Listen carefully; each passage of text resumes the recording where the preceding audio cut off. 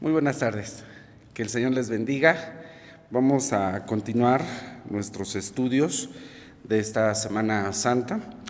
El título de hoy es para que se cumpliese que el Salvador vendría con la autoridad de Dios. Vamos a pedir la bendición de nuestro Dios. Acompáñenme a orar inclinando sus rostros. Padre eterno, que estás en los cielos, en esta tarde estamos muy agradecidos delante de ti por el gozo que sentimos en nuestro corazón de poder estar en tu casa, porque es mejor un día en tus atrios. Señor, tú nos das la bendición de estar aquí y de disponernos para recibir palabra tuya. Permítenos aprender de ella, permítenos, Señor, mirar una vez más estos pasajes con ojos nuevos, con una mirada, Señor, como si nunca hubiésemos visto esta escritura, pero sobre todo tú abre nuestros entendimientos para comprender tu voluntad, Señor, y lo que tú quieres decirnos en esta tarde a través de esta porción bíblica, que sea alimento para nuestras almas, que sea, Señor, de fortaleza, de grande bendición, y sobre todo, Señor, te rogamos porque tú nos permitas estar atentos, guiados por tu Espíritu Santo, para que podamos, Señor, apreciar las maravillas de tu ley. Te lo rogamos humildemente a través de Jesús, nuestro Salvador y nuestro Dios. Amén. Pueden tomar su lugar, hermanos. Gracias. Vamos a abrir nuestras Biblias en el Evangelio que acabamos de leer, el Evangelio de Lucas, capítulo número 20. Y vamos a revisar este pasaje y poner atención en algunas palabras. Dice de la siguiente manera: aconteció un día que enseñando él, Jesús, al pueblo en el templo y anunciando el Evangelio. Nosotros hemos visto cómo Jesús ha entrado al templo, ¿sí? Cómo ha entrado a Jerusalén, cómo el Señor ha recibido las aclamaciones, cómo ha llegado hasta la casa de Dios y ha tomado un lugar muy importante cuando Él dice: mi casa, casa de oración, será llamada de todos los pueblos. Llama al templo su casa. Decía el domingo pasado que ahora Jesús muy abiertamente y de una forma pública está manifestando plenamente quién es, está diciendo abiertamente quién es Él. En cada una de las cosas que Él está diciendo, en cada uno de los acontecimientos durante toda esta semana, Él está reafirmando que Él es el Mesías, que Él es el Hijo de Dios. Se los ha dicho muchas veces. Ahora Él llega a Jerusalén, recibe las aclamaciones, llega al templo y le llama mi casa. Y hace lo que nosotros estudiamos el día de ayer, lo que se mencionó el día de ayer. Entra al templo y purifica, ese es el término que nosotros utilizamos. Ha limpiado el templo de los ladrones que lo ensucian por lo que están haciendo allí. Estaba yo leyendo que había una cuota que se cobraba, ustedes ya saben esto. Había una cuota que se llamaba, una cuota que cobraban por el cambio de las monedas extranjeras, por el dinero del templo, y este cambio, esta cuota que ellos pagaban, tenía un nombre en griego, un nombre, la cuota se llamaba colibos. Esa era la cuota el nombre que recibía la cuota que ellos cobraban, y los que hacían el trueque, el intercambio, se llamaban colibistas. Y de ahí surgió la palabra cambistas, que nosotros conocemos. Colibos es la palabra de esa tarifa, de esa cuota que se cobraba en los intercambios. Pero esto históricamente tiene algo que ver. Y todo esto porque le van a preguntar a Jesús: bueno, ¿con qué autoridad vienes al templo y haces lo que haces? Esa es la pregunta que hacen, ¿no? Los sacerdotes y los dirigentes de Israel. ¿Por qué has corrido a los colibistas? ¿Por qué has hecho azotes en el templo? ¿Por qué has volcado las mesas? ¿Por qué has sacado a la gente? ¿Por qué enseñas tú en el templo? ¿Por qué haces milagros aquí? ¿Cómo llegas tú a este lugar como si tú tuvieses toda la autoridad, como si tú tuvieses control de ello? Ese es el cuestionamiento que hacen a Jesús. ¿Por qué haces lo que haces? Él está enseñando, dice Mateo 4:23, que el ministerio de Jesús estaba enfocado principalmente en la enseñanza y en la predicación. Dice Mateo 4:23, rodeó Jesús toda Galilea, enseñando en las sinagogas de ellos y predicando el evangelio del reino y sanando toda enfermedad y toda dolencia en el pueblo. En estas tres palabras se resume el ministerio de Jesús: enseñanza, predicación y milagros. Obviamente los milagros utilizan un porcentaje muy pequeño del tiempo que Jesús durante su ministerio estuvo en Israel anunciando el evangelio. Él principalmente se enfocó a la enseñanza y ahora lo ubicamos precisamente en el templo enseñando. Eso es lo que dice Lucas capítulo 20, versículo 1. Él está enseñando en el templo después de haber sacado a los colibistas. Después de haber hecho esto, él está enseñando y dice que llegan los príncipes de los sacerdotes. ¿Quiénes son los príncipes de los sacerdotes? A ver, ¿quiénes son? No, aquí son los principales sacerdotes o los sumos sacerdotes. Son Anás y Caifás. Ellos son los príncipes. ¿Se acuerdan ustedes que cuando están entrevistando al Señor, ya una vez que lo tomaron preso, por allí un siervo, un criado, da una bofetada a Jesús, dice: ¿por qué le hablas así a tu príncipe? A los príncipes de los sacerdotes. Llegan Anás y Caifás, dos personas que históricamente, sí, y este es el trasfondo cultural fíjense bien, de por qué preguntan: ¿por qué haces esto? ¿Quién te crees tú? ¿Por qué llegas al templo? ¿Por qué haces lo que haces aquí?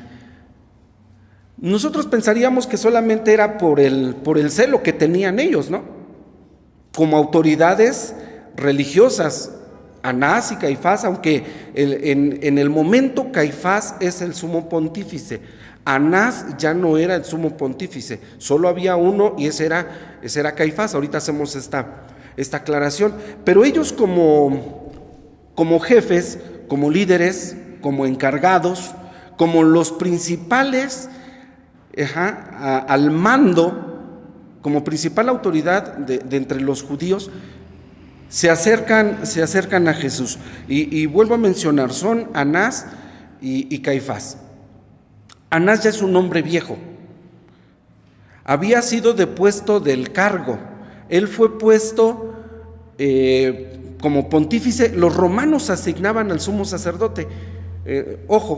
¿Sí? Los romanos, quienes gobernaban la tierra en ese momento y tenían control sobre los judíos, ellos asignaban, eran hasta cierto punto respetuosos con las religiones o con los credos de los pueblos conquistados, pero sí tenían cierta injerencia. Entonces los romanos ponían o asignaban a los pontífices.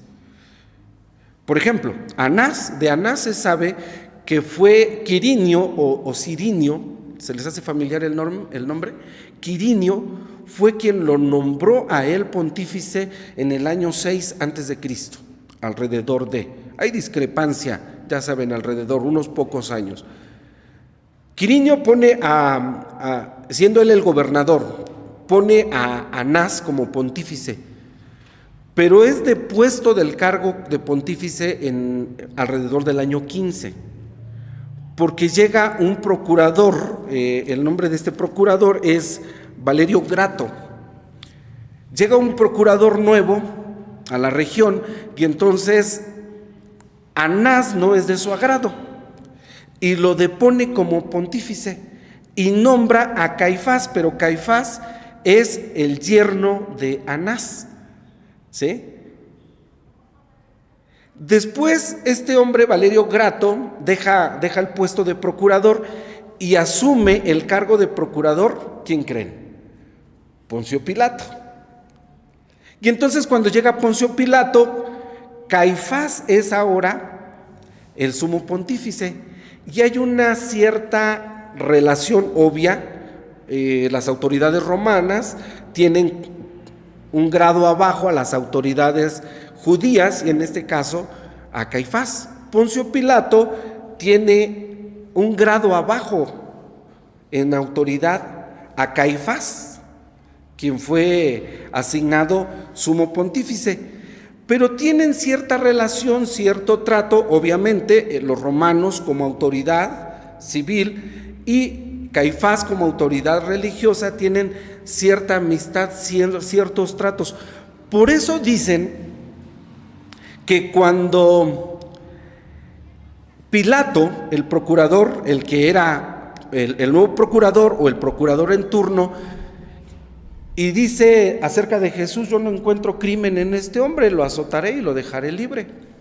Y los judíos comienzan a gritar: no, crucifícalo. Y se acerca a Caifás y le dice a Poncio Pilato: a ver, Pilato, tú eres el procurador y tú y yo nos conocemos bien. Si tú lo sueltas a él, él dice que es rey y nosotros tenemos solamente un rey y es el César. Si tú lo sueltas, no eres amigo del rey. Vean la mentalidad perversa que tiene Caifás. Caifás es un hombre perverso, es un hombre ambicioso de poder, es un hombre que se siente tan grande con tantas influencias porque tiene ese contacto con Poncio Pilato, porque tienen esa, no sé si llamarle amistad, o yo dije ese contacto. Él como Poncio Pilato, como el procurador romano, Caifás, llega entonces Caifás dotado de ese pensamiento perverso, pero también con esa grandeza supuesta de poder. Es como los hombres que hoy día dicen: bueno, es que yo conozco al gobernador, hablando a lo mejor de algún estado de la república, dice: es que yo conozco al gobernador. Y porque conocen al gobernador o tienen una relación o tienen algún contacto directo con el gobernador, se sienten hombres poderosos y pueden andar por la calle haciendo lo que quieran porque dice: mi amigo es el gobernador o alguien más. Es ese tipo de hombres, ¿sí?, que hoy nosotros a veces vemos. No es muy común verlos, creo yo, pero dicen: ese es Caifás. Dice: yo conozco a Poncio Pilato, él fue el que me puso aquí en el cargo. Y entonces, con esa mentalidad, con esa perversidad, se acercan a Jesús, pero ellos, cada cosa que van a hacer, los sacerdotes, los fariseos, los escribas, los saduceos, cada cosa que van a realizar, la hacen siempre con astucia, con maldad, con dolo, con alevosía, con ventaja. Ellos sí actúan de esta manera. Y entonces dice Lucas en el relato que tenemos en el capítulo 20, que se llegan los príncipes de los sacerdotes y los escribas con los ancianos, es decir, no llegaron solamente Anás y Caifás, que los vamos a ver en los relatos juntos, al suegro y al yerno en mancuerna de perversidad, ávidos de grandeza y de poder, llegan y encuentran a Jesús enseñando. Pero no llegaron solos. ¿Por qué razón no llegan solos? Por miedo. Tienen miedo. A pesar de todo, tienen miedo. Llegan con los escribas y con los ancianos, y entonces sí, ven a Jesús enseñando lo que había hecho Jesús por más de 3 años. Enseñar, predicar el evangelio y dijimos hacer sanidades. Mateo 4:23. En eso se resume el ministerio de Jesús. Miren, hermanos, con la mentalidad y la forma tan corta que he descrito de cómo era Caifás y de cómo era Anás, ellos tenían perfectamente estudiado a Jesús de Nazaret, como tenían perfectamente estudiado a Juan el Bautista. Si alguien les seguía las pistas a cualquier hombre que se levantara de entre el pueblo judío para enseñar, para hacer alguna cosa, para ocupar cierto cargo, estaban bajo la lupa de Anás y de Caifás. Si alguien, de verdad, si estuvieran en nuestros tiempos, eran los encargados de ponerles el chip, el GPS, el localizador y saber qué está haciendo en este momento Juan el Bautista. ¿Qué está haciendo en este momento ese hombre que se ha levantado llamado Teudas? Y acerca de Jesús, que ni se diga, era el hombre más observado por la lupa de Anás y de Caifás.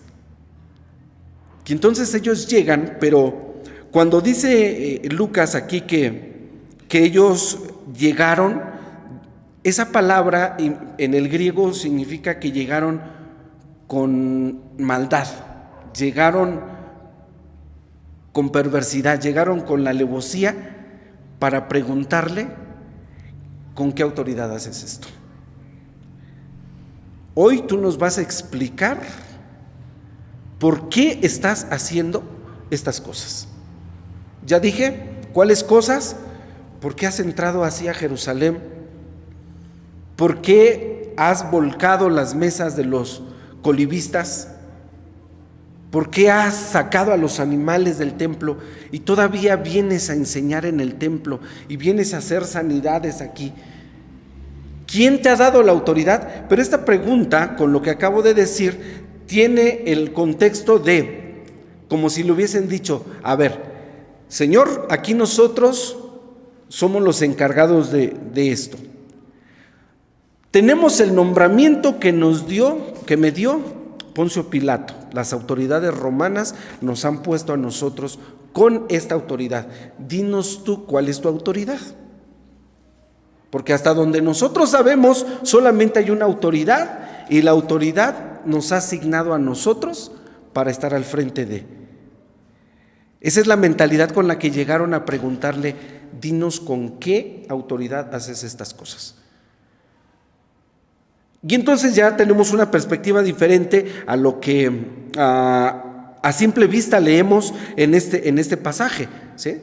Pasajes que recordamos cada Semana Santa, pero este es el contexto, este es el trasfondo de por qué le preguntan a Jesús: ¿con qué autoridad haces esto? Nosotros tenemos contacto con Poncio Pilato, con las autoridades romanas. Dinos tú con quién tienes contacto. Obvio, tú como cristiano ya sabes cuál es la autoridad de Jesús.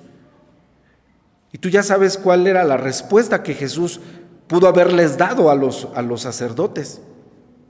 ¿Sí? Pero todos ellos están coludidos, todos ellos forman parte de un sistema corrompido de autoridad dentro del pueblo de Israel. Le preguntan: ¿o quién es? Por eso vean, versículo 2, la segunda pregunta: ¿quién es el que te ha dado esta potestad? Porque a nosotros nos las dio Poncio Pilato, nos las dio la autoridad romana, nosotros tenemos la autoridad. Esto creo que cambia nuestra perspectiva al leer simplemente la pregunta: ¿o quién es el que te ha dado esta potestad? Porque ellos lo están preguntando con ese pensamiento, con esa maldad. Nosotros somos la autoridad porque nos pusieron los romanos. Tú, dinos, ¿quién es el que te ha dado esta potestad para hacer estas cosas? Ellos no, entonces no es solamente su celo, porque ellos son la autoridad en ese momento, sino más bien dicen: tenemos palanca, tenemos contacto.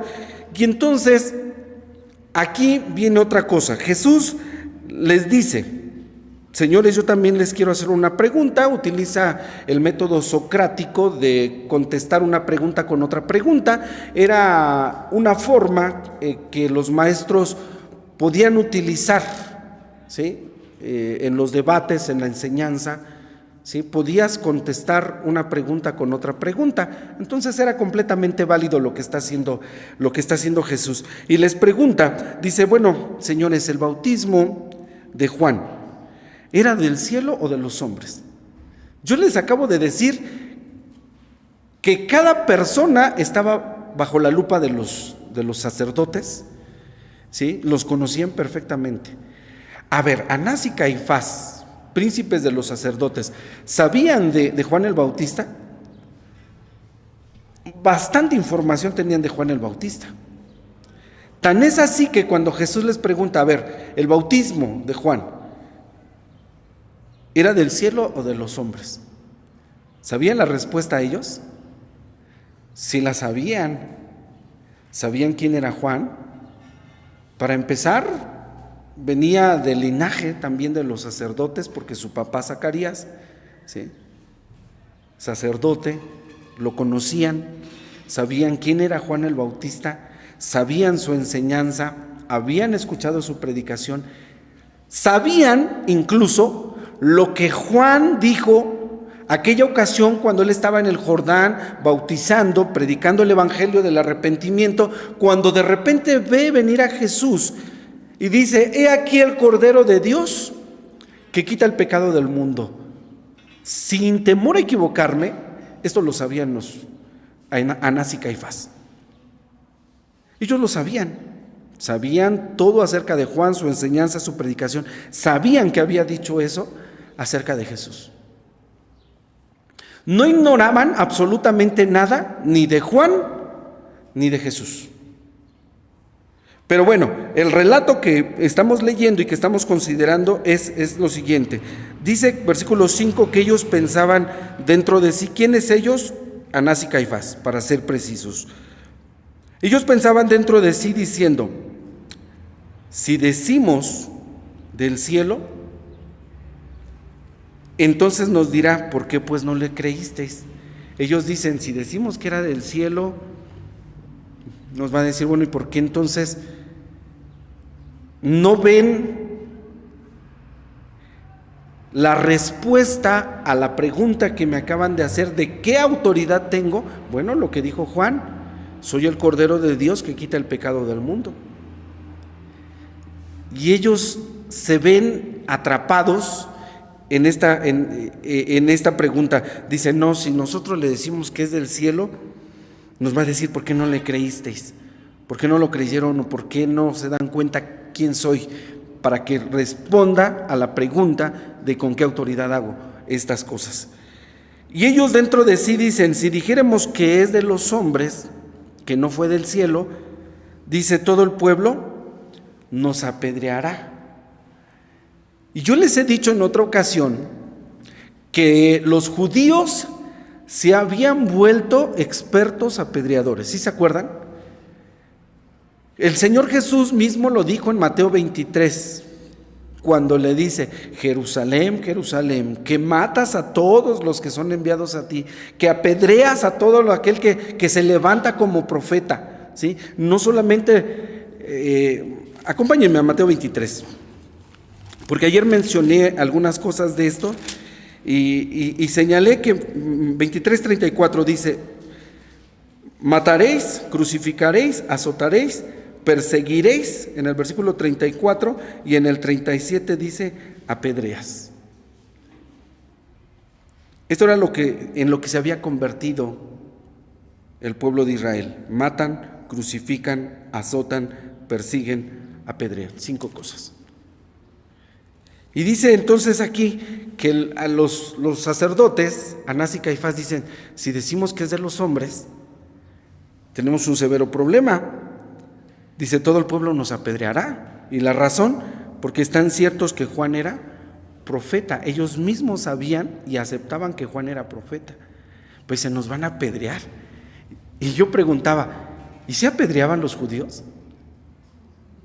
Cuando trajeron a la mujer tomada en adulterio, recuerdan el pasaje, ¿verdad? Allá en el Evangelio de Juan. ¿Qué dice el evangelista? Que todos comenzaron a retirarse, pero ellas ya traían sus piedras. Yo me los imagino ya con el morralito lleno de piedras para cuando se ofreciera, así tal cual, ¿no? Agarramos a uno, vénganse, vamos a aventar piedras.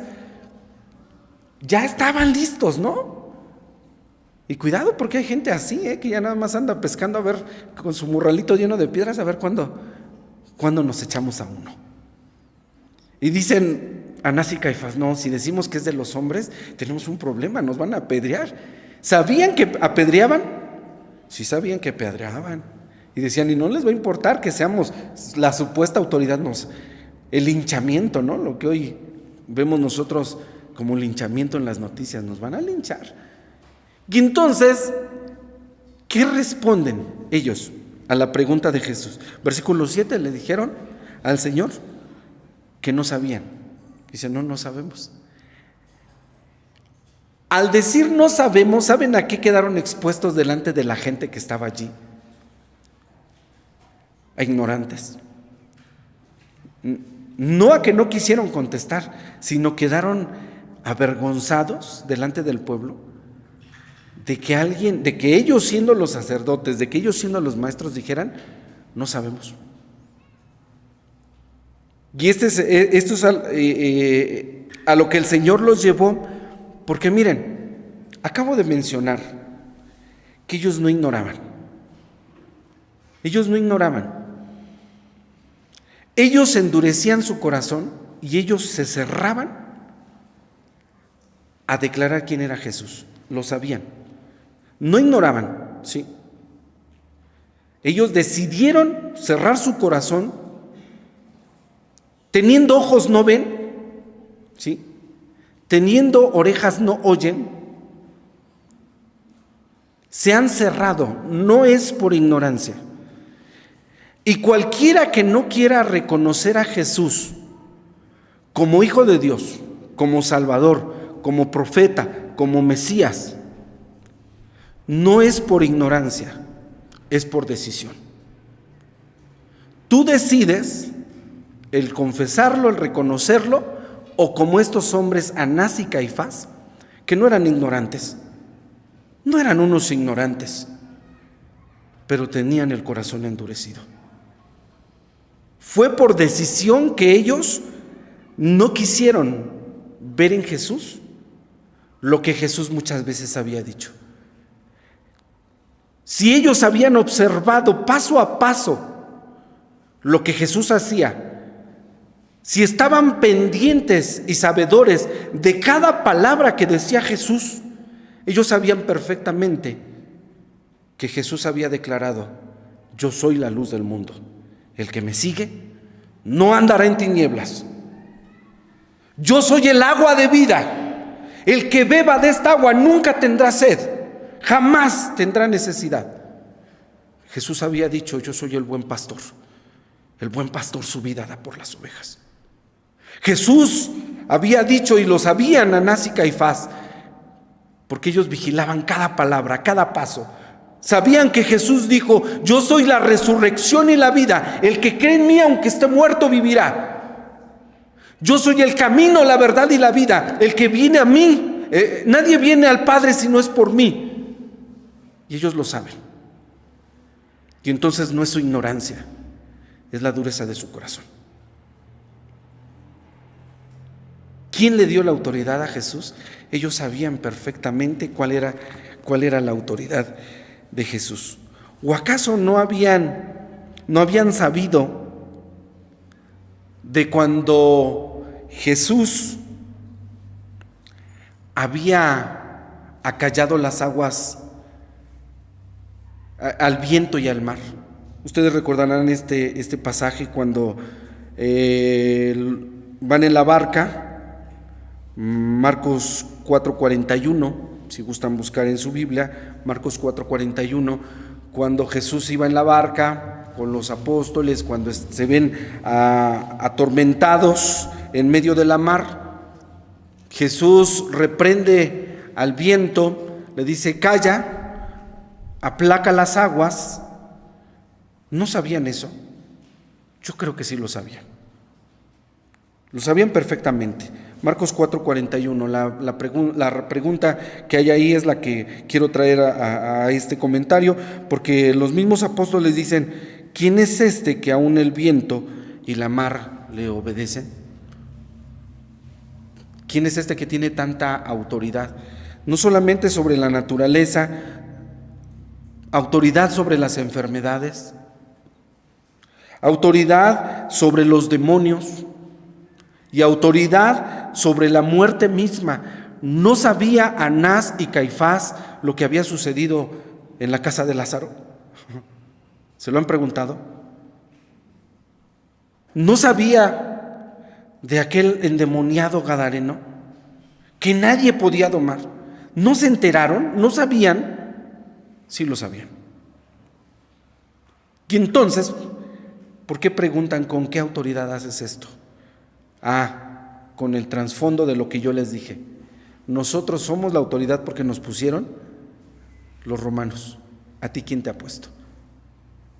Ellos saben todas estas cosas y sin embargo se han cerrado. Pero una cosa cierta hay, que ellos no van a poder nunca estorbar o cambiar los propósitos de Dios. Más adelante, en los relatos de los evangelios, dicen que Jesús presenta una parábola, la parábola de la viña. Hay una viña, un hombre tiene una viña, se la ha dado a sus trabajadores para que pues den resultados del trabajo en la viña. Y un día el padre envía a uno de sus siervos y dice: tráeme fruto de la viña. Y los labradores, dice que a unos mataron, a otros persiguieron, a otros los echaron fuera. El hombre dice: voy a mandar a mi hijo a buscar fruto de esa viña, que me traiga fruto. Tendrán respeto por mi hijo porque es el hijo. Y mandó al hijo, y dice, y al hijo cuando lo vieron dijeron: este es el heredero, matémosle y quedémonos con la viña. Los evangelios dicen que cuando ellos escucharon esta parábola, la entendieron y se enojaron. No eran tontos, no eran ignorantes, eran duros de corazón. Y prefirieron quedar bien con la autoridad de Roma, o preferían quedar bien con la autoridad de Roma que quedar bien con Dios. Y en esto ellos tuvieron que tomar su propia decisión. ¿O quedas bien con los hombres? Porque ellos llegaron con esa credencial, ¿no? ¿A ti quién te puso? Porque a nosotros nos pusieron los romanos. Llegan con esa supuesta acreditación. Jesús ha acreditado, como ya se los he dicho, en cada una de las cosas que hace, que dice, que enseña, que es el auténtico Hijo de Dios. No hay duda, Él es el pan de vida, Él es el camino, la verdad y la vida, Él es la resurrección, Él es el buen pastor, Él es la luz del mundo. Si no lo quieren ver los hombres el día de hoy, tampoco es por su ignorancia. El mundo no va a ser condenado por ignorancia. Los hombres no van a ser condenados por ignorancia, van a ser condenados por su elección, porque prefieren estar, o preferimos muchas veces estar bien con los hombres que con Dios. Preferimos ver lo material, lo terreno, que lo espiritual. Y aquí cada uno de nosotros toma su propia decisión. En esto que nosotros acabamos de ver hoy, estamos viendo el cumplimiento de que Jesús viene con la autoridad de Dios. Él ha demostrado con todo, ¿sí?, que es hijo de Dios, que es auténtico. Estaba yo viendo que para comprobar que un diamante es legítimo, tienen que contar sus ángulos de sus cortes, la reflexión de la luz que deben de tener y muchas cosillas así que tiene para decir: esto es un diamante perfecto, puro. Si le falla alguna cosita, ya no es. Hay un protocolo para la autenticidad de un diamante tan exigente, ¿sí?, que si nosotros viéramos que en Jesús, si alguien quisiera ver si realmente Él es quien dice ser, todos los hombres que quisieran comprobar eso, solamente llegarían a la conclusión de decir: es el Hijo de Dios. Si tú lo crees, si lo has confesado con tu boca y lo crees con tu corazón, puedes tener toda la certeza, la seguridad de que eres salvo. Que Dios nos bendiga, que Dios nos permita seguir mirando a través de estos episodios, a través de estos pasajes de la Biblia, quién es Jesús, cuál es la autoridad de Él. Él tiene toda la autoridad en el cielo y en la tierra, y aún debajo de la tierra. No hay nadie superior a Él, por ser Dios, por ser nuestro Redentor. A Él sea toda la honra y toda la gloria. Que el Señor nos bendiga, hermanos. Amén.